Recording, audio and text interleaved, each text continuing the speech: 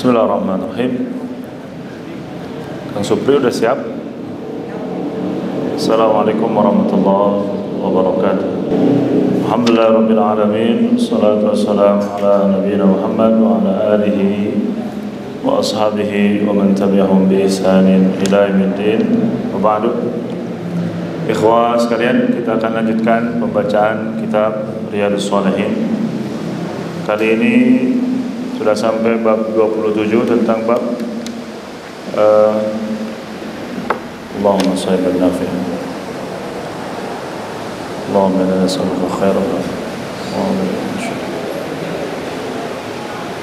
Kita sudah bab ta'zim hormatil muslimin, memperhatikan, mengagungkan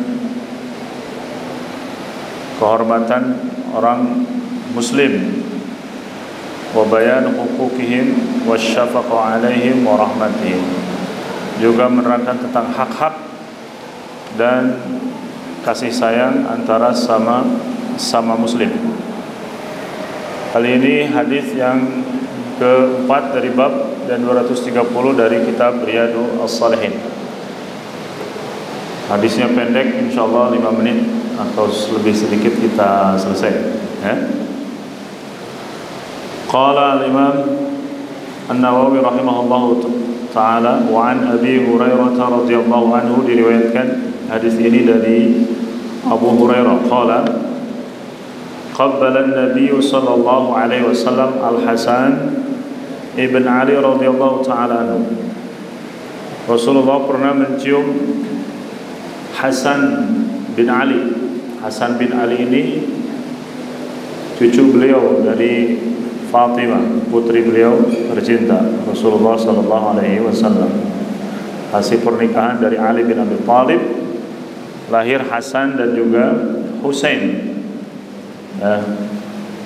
pemimpin pemuda kelak di surga. Wa indahul Aqra ibn Habis. Ketika itu ada seorang yang bernama Aqra bin Habis, seorang dari Bani Tamim, orang Arab Badui. Orang Arab Badui itu ya orang kampung yang dulu orangnya keras. Kalau sekarang orang Arab ya nggak terlalu keras sedikit aja.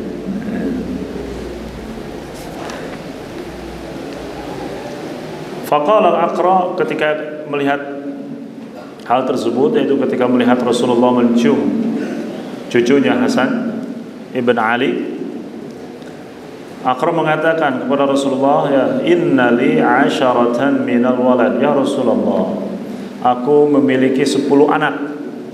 10 anak. Banyak atau sedikit?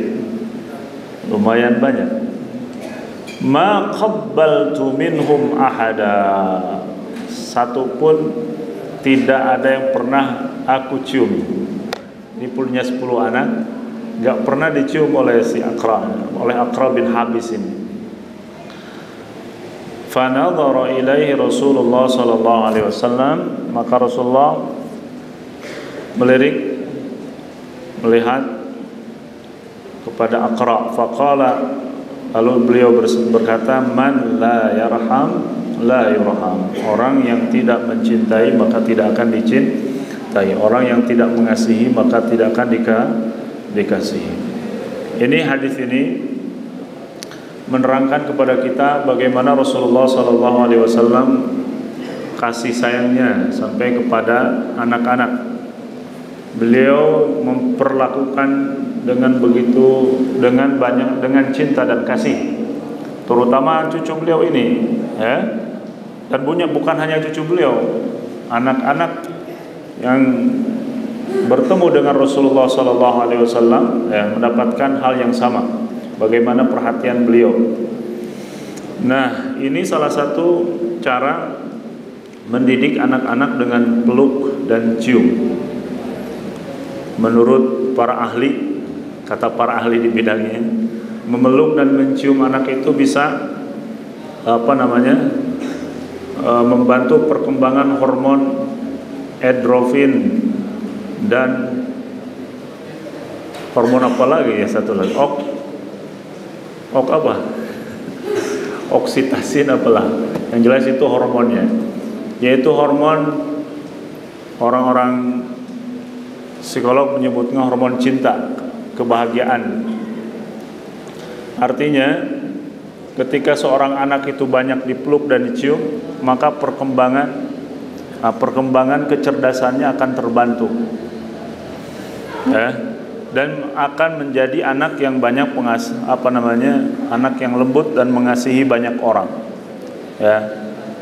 Berbeda dengan yang mendapatkan perilaku kekerasan, maka akan mewariskan hal yang sama. Oleh karena itu, tindakan yang semacam ini, yaitu mencium anak selama dalam tujuannya syafaqah rahmah, tujuannya karena cinta dan kasih sayang, itu termasuk sunnah Rasulullah Sallallahu Alaihi Wasallam. Dan saya yakin kita semua di sini gak seperti orang Arab Badui itu. Kita sering memeluk anak, ya, sering menciumnya, ya. Walaupun sebagian ulama mengatakan kalau anaknya sudah besar sedikit, ya, menghindari untuk mencium area mulut, ya.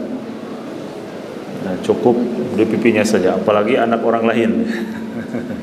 Ya, kalau anak orang lain, ya walaupun masih kecil sebaiknya, ya, karena hal itu mungkin, ya, dipandang tidak baik.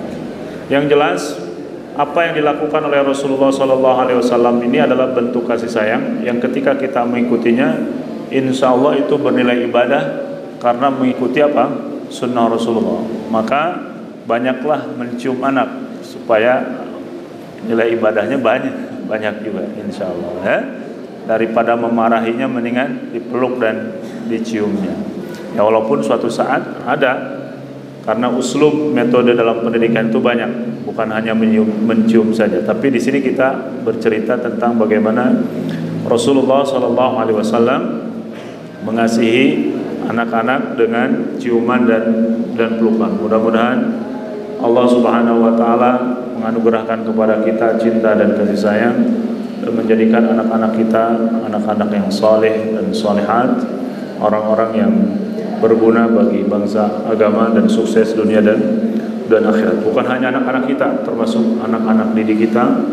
Mudah-mudahan mereka menjadi anak-anak yang sukses dunia dan akhirat. Ini yang bisa saya sebutkan. 5 menit pas. Assalamualaikum warahmatullahi wabarakatuh.